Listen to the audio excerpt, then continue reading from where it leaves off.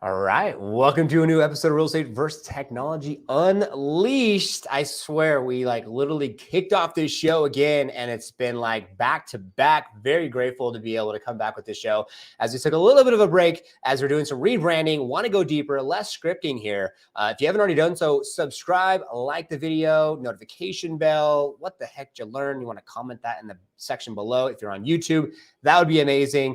Today, I was just joking with this individual. His name's Todd, and we're talking about all things on his email signature from real estate broker, team leader, radio show host, YouTube creator, real estate small business coach, investor, and consultant, which those are all amazing things. I was thinking 7 streams of revenue. I'm like, that's it. You freaking scale all 7 of those. You're good. Was it 7? I don't know. We could probably add a couple, but they're not all equally as lucrative. Yeah, right. Well, and that's where I feel like as entrepreneurs, right? There is no you're not buying a McDonald's franchise, right? So you're you don't have oh, this is my franchise. Here's your book, and just here you go, follow the directions. You know what I'm saying? That's what I think it's so cool about being an entrepreneur. Is you can literally fall, get back up. Oh, this is success here. I'm gonna go with this and whatever. But for you, Todd, let's start from the beginning. Before, have you always been an entrepreneur and wanted to get in real estate and do all the things? Were you working a 9 to 5 and said, F my 9 to 5, I'm gonna go fucking, excuse my language, but we're unleashed here. Go do this real estate investor coaching radio show, all the things. I'm curious, man. I'm curious. Well, let's get into it. I'll try to answer all the parts of that if I can remember them all. The answer is I do think on some level, probably before I knew the word entrepreneur, I knew that I wanted to own a business. I wanted to probably own multiple. I grew up with a pretty entrepreneurial father. Okay. But at the same time, he worked for IBM. I mean, so, back then, late 70s, early 80s, that was the epitome of a corporate job, right? He was in sales. So it wasn't like he was, sitting in a cube all day, but I saw more failures than successes. And I think did not understand how much I was learning, right? Now, I wasn't learning any industry specific, technical, tactical, anything. I think more than anything, what I learned growing up that caused me to be broken for traditional employment was confidence.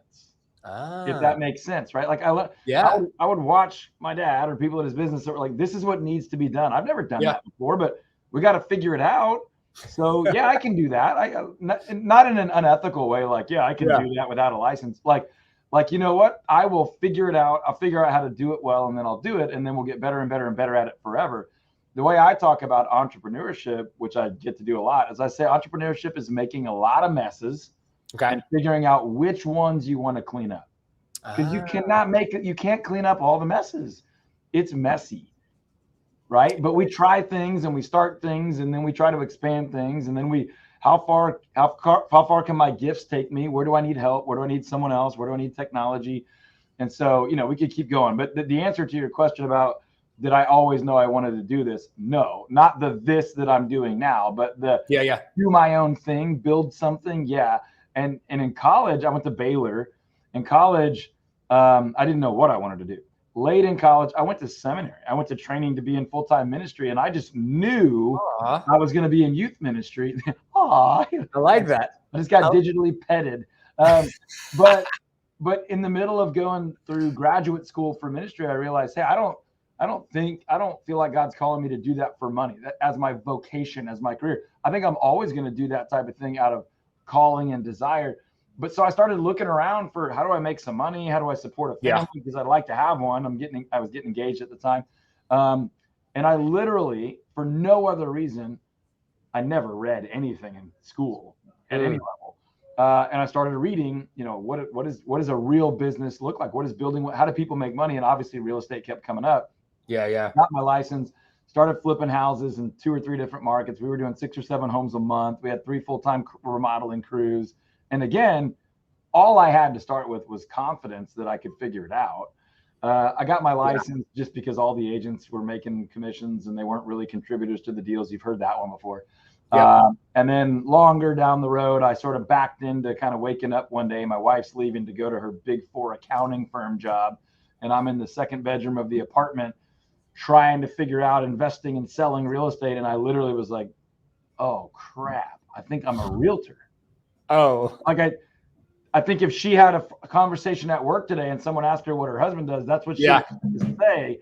And I'm not really cool with that title under the traditional definition. So anyway, that's part of what you asked. I can break down the rest if you want to, but no, I didn't think I would be doing this, but I always pretty much knew I would be doing something that I built and created. And I love that. I love that. Yeah. And so for the viewers and listeners out there, I'm going to pause, but this is a good book.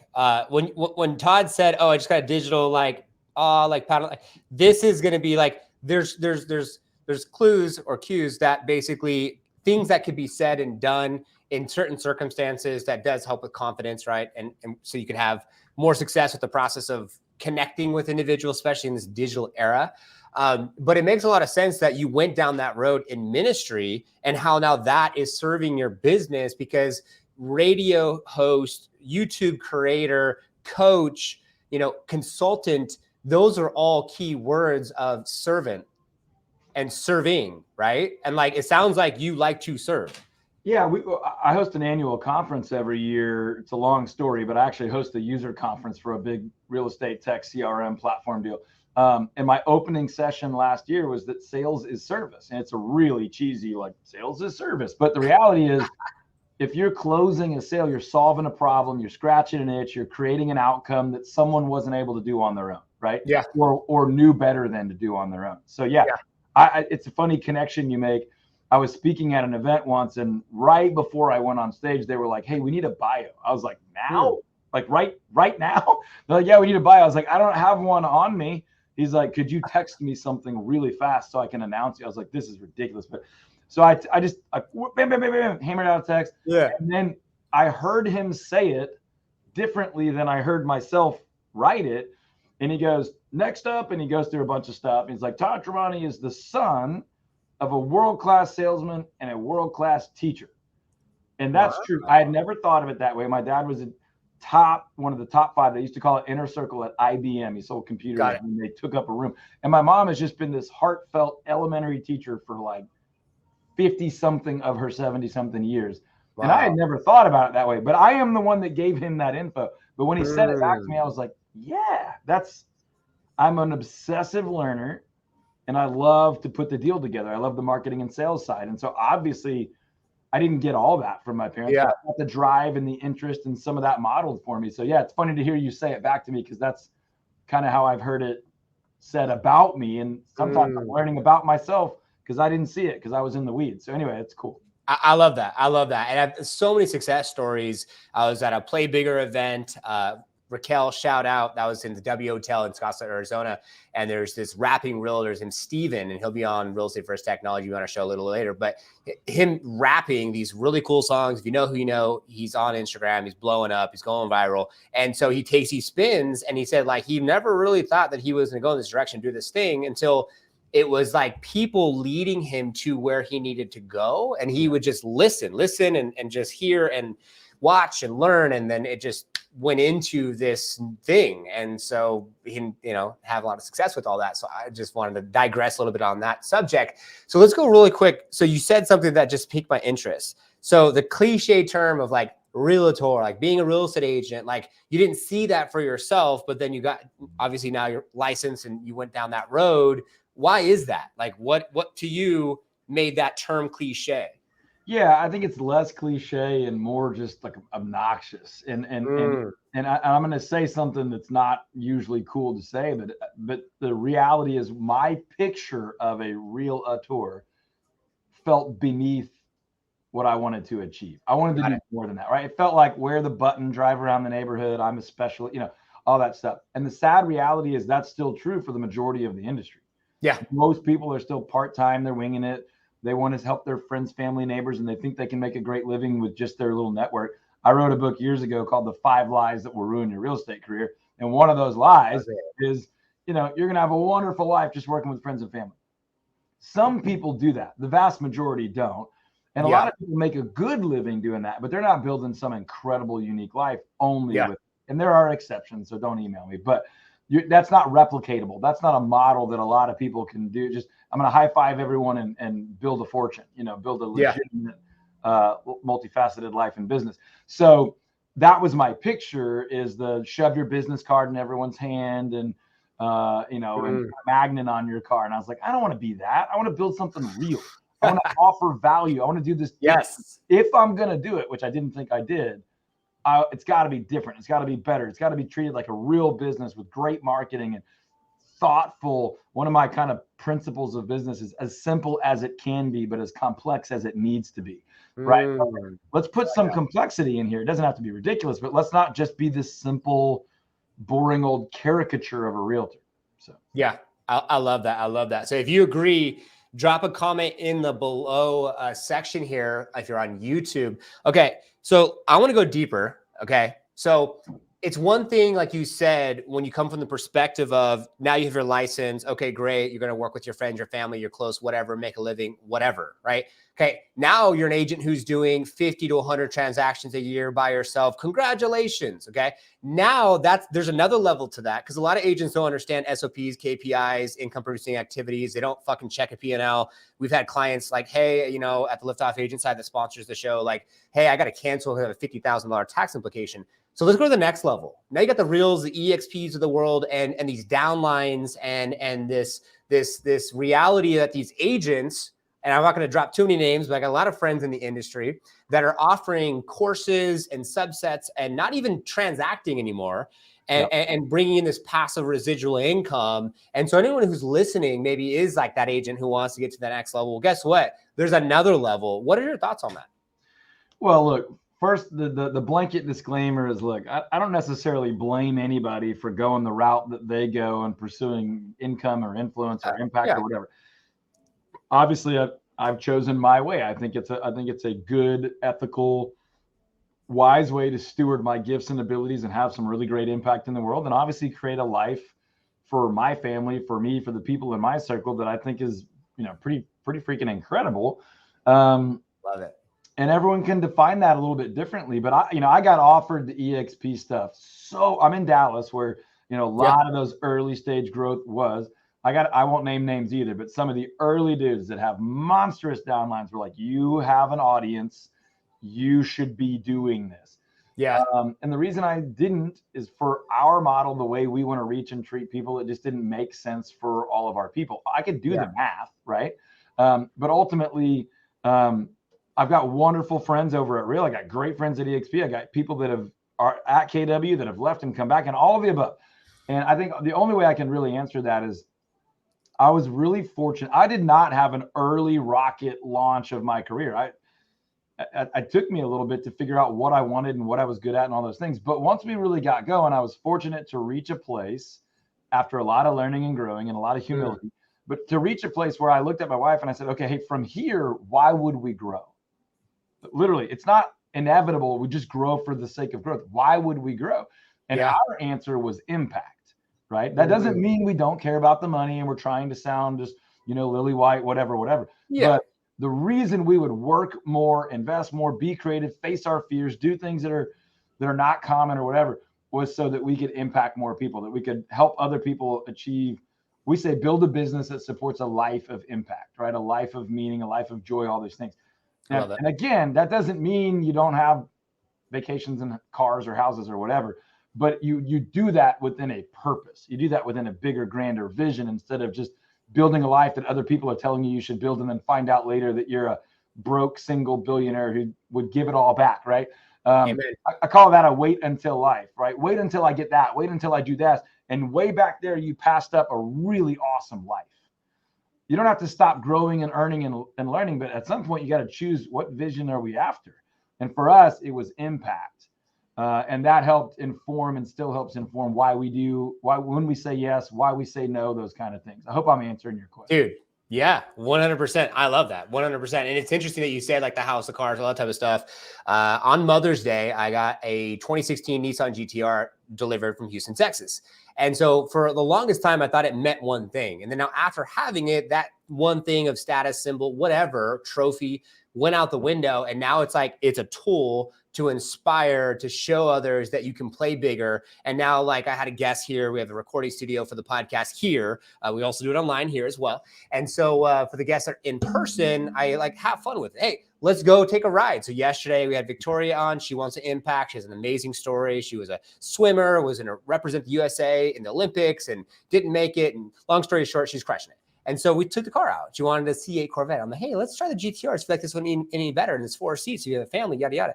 And so I look at it like, I see exactly what you're saying, like the impact, the legacy, like what are you doing? Why are you doing it? How are you doing it to be able to serve, have a greater impact, you know, and just be, I don't know.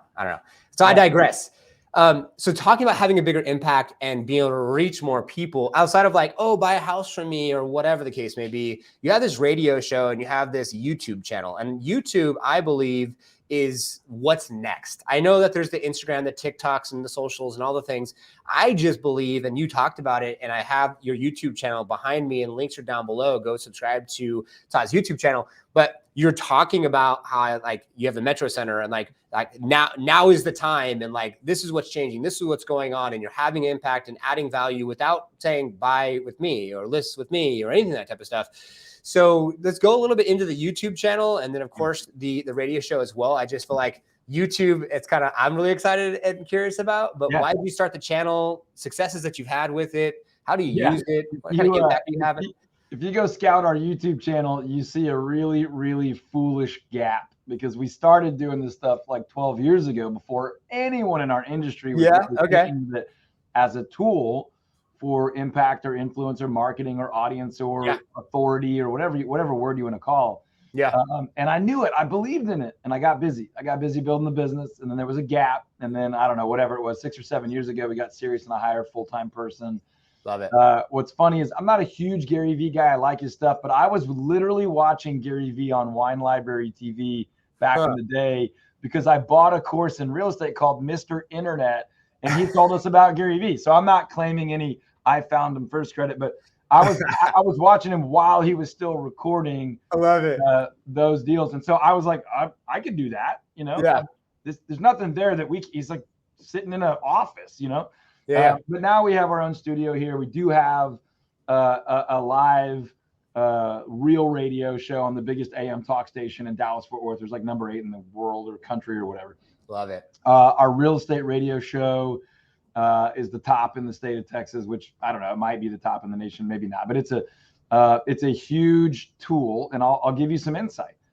I would not do that show on its own if it had to be a direct lead source for our local real estate business.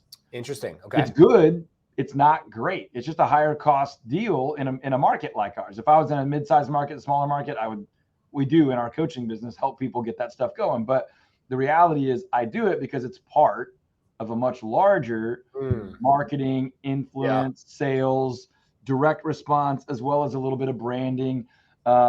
And it fits in with the podcast and with the YouTube channel and with the websites. And we have some national endorsements, and we have some local endorsements. And, you know, we write books. We actually help other agents publish books sometimes. So all that stuff helps. You were joking about the email signature. It's the reason we do one is often the reason we do the other. They all work way better together than trying to be really great at one thing. And to go back to your YouTube question, look, YouTube is an elusive beast, man. I mean, it's an unbelievable platform. It is where so much content is going, especially with technology like artificial intelligence and virtual reality, the ability to create massive amounts and still maintain quality fast, and platform specific. And we can talk about whatever you want in that regard.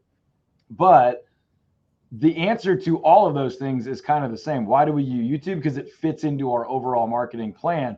It creates authority, a little bit of celebrity. It's an evidence of expertise. It's a I can check on you online tool, right? It used to be the website. It's really not the website anymore. Why do we get Google reviews? Same deal. You know, we've pushed hard there to have over 700 reviews. It doesn't work amazingly on its own. It works better than a lot of other things, but it works really well when they also get to know you, and build relationship and connection. And you can either turn somebody off or turn somebody on really quickly. And that's what we want to do as marketers if we think of ourselves as marketers. So, you know, we've had seasons of really amazing success on YouTube. I'll be brutally honest. Right now, we're we're a little bit in the wilderness right now. We're having ROI success with it, but it's not doing exactly what we want it to do. We're having a lot more success with shorts and reels. And I know you're hearing this from a ton of people, so am I. But our long form stuff still drives business. Think of that as long tail marketing is kind of how we think of it.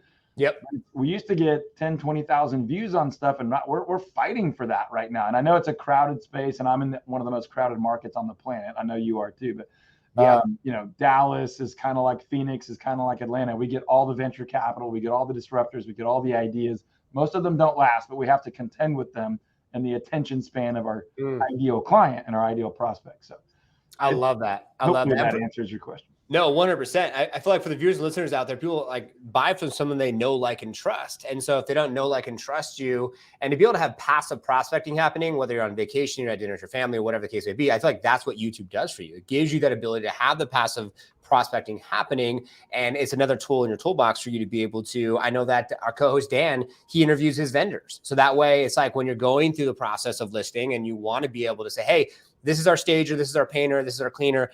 We have interviews with them, part of maybe the formal listing presentation process, right? So anyone who's listening out there, YouTube could potentially be something that can help with the buying process, the selling process, and having good content to be able to go deeper with individuals. That's awesome. So Todd, how did you even get into radio, or is this your own show? Like, how did that even come about? Man, that's a long story. The short podcast version is I went to a local radio producer and said, I want to run radio ads. And I got so blindly lucky that he said, you don't have a big enough budget to run radio ads. He didn't just take my money and let me flush it. It was a referral. And that's one hint at life, right? Is relationships. But he said, hey, when you can hit X budget, and I think at the time it was like $3,000 a month.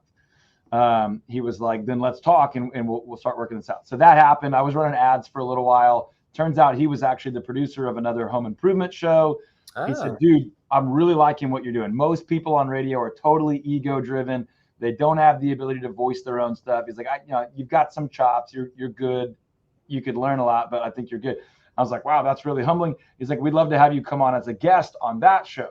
Long story short, I did that. It went well. The next thing they said, hey, the host is going to be out of town for a while. Would you guest host?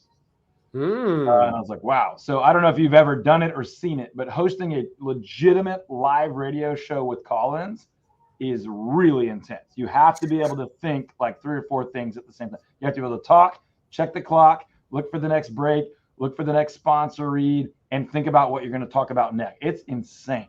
So I did that a few times for them. And then the station started to pay attention and basically said, hey, we think you should have your own show. Would you do this time slot?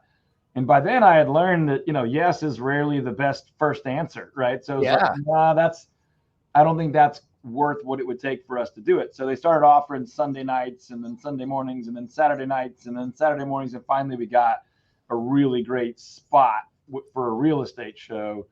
And we started it and we've been doing it for, I don't know, we've been advertising for 13, 14 years on radio. I think we've had the show 6 or 7 or 8 years. Wow. And the ratings grow and we're able to develop sponsor relationships and zero costed and grow our marketing with marketing partners and all that kind of stuff.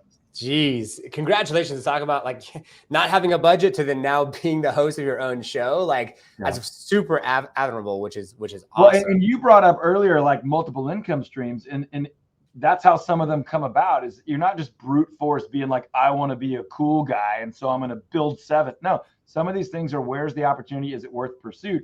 That one's gone from a cost center to a huge cost center, back to a small cost center to zero cost and has opportunities for profitability in different ways at different times. And so that's where we are now, but it didn't happen overnight. Dude, I love that because you read books and they're like, oh, you need 7 streams of revenue, the average millionaire. Like subconsciously for me, that was in the back of my mind. And then like we retired my wife after 16 years of teaching. And so we had like this house. We're like, oh, it's like 6 bedrooms. What do we do? Okay, let's rent out a room. Okay, let's just do Airbnb because our family's not here. And then now we're like, all right, cool, superstar Airbnb host. And we just kind of kept on because there's means and we want to have freedom and we want to have more time with each other and our 4-year-old daughter and we want to do what we want to do. So it all kind of just happened out of just impacting and wanting to have more time, work, freedom, and do what we absolutely have passion to love to do. So I love that. That's super cool.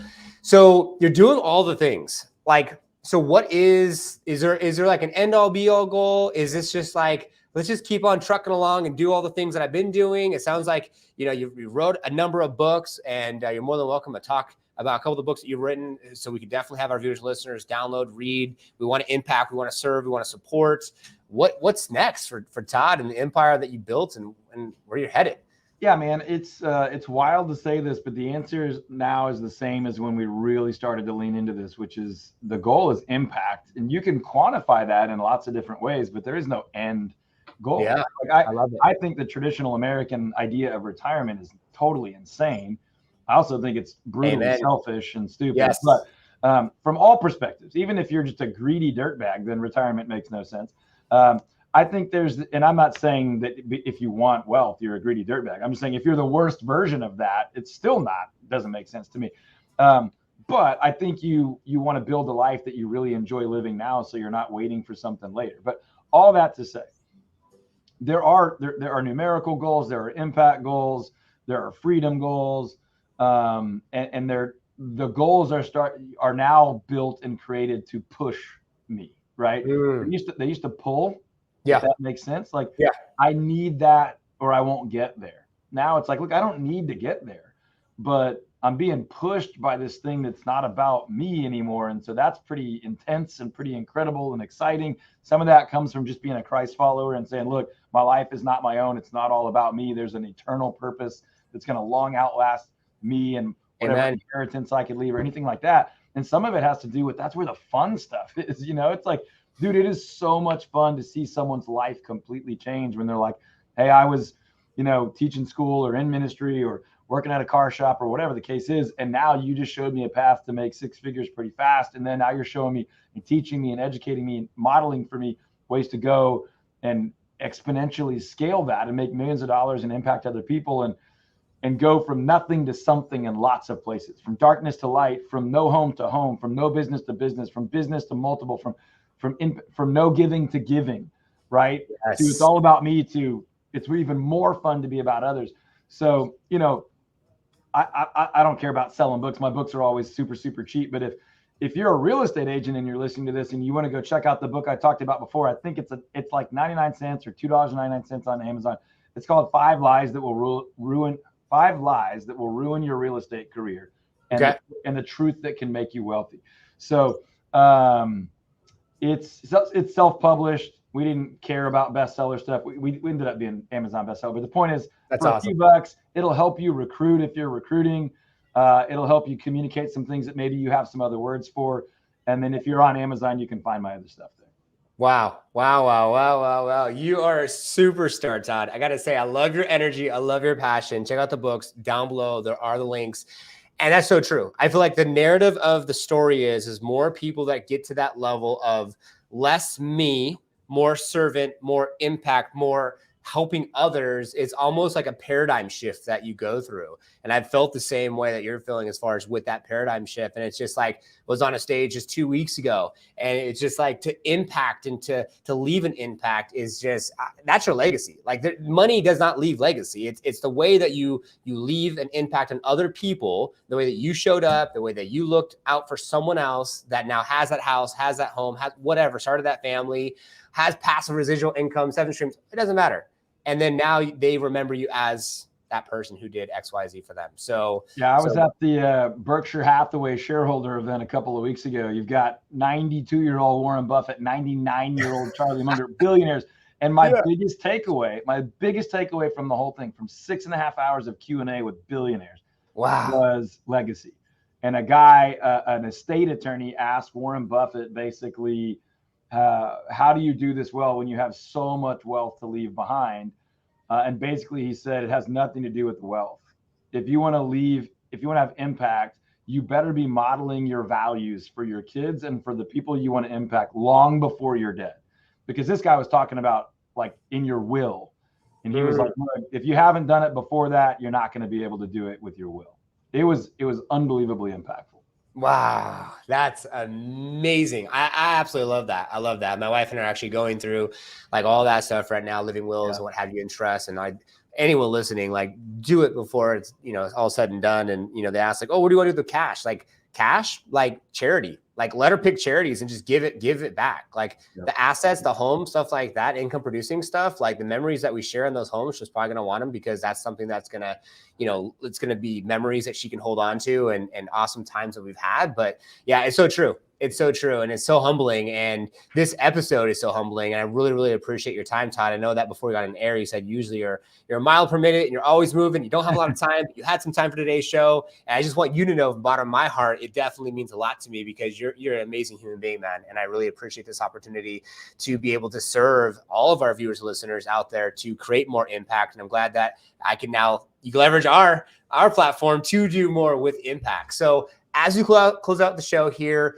what do you want to leave to our viewers and listeners that they can apply to a business today to have more massive success? Man, I mean, there's so many little business quips and tips that I may be able to offer, but I think what would apply to everybody. Two things if we have 2 minutes. Yeah. I'll give you a business quip. I think the three most important things in small business, and I've taught all day seminars about these three things. So they're unpackable, but the three things are, and by the way, it's three things after relationships because it's entirely about that, right? Yeah. So long-term thinking. Okay. Cash reserves. Okay. And we'll say relationships is one of the three. So basically people come first, and that's where everything's going to happen from. And if you're all about the short term, you're going to get taken out. And if you don't have cash reserves, you have to make bad decisions. So the other thing I was going to say that applies to everybody is values, right? Regardless of what business you're in, regardless of what stage of business you're in. And I've got many stages to still attain to, so I don't know it all. But what I do know is that at every stage along the way, when I was focused on anything other than our values, it was really easy to get off course. When I was very clear on my values and they were stated in other people that I was doing business with, team members, employees, partners, prospects, clients, peers, role models, whatever. When they knew my values, it was so much easier. The line between me and my goals was so much more direct. Got it. That if you're not clear there, you can have the greatest business plan in the world, but it's going to be a mess. Wow. I love that. That is amazing. And it's so simple. It doesn't need to be that complex. It literally can be that simple. And Todd, this is a pleasure. Thank you so much for being on the show. I absolutely thoroughly enjoyed it. Yeah, man. I appreciate you having me on. Of course. And as always, to our viewers and listeners, comment below, what did you learn? And it is our intention for you to take things from our episodes to apply to your business and more massive success. We will see you all on the next one.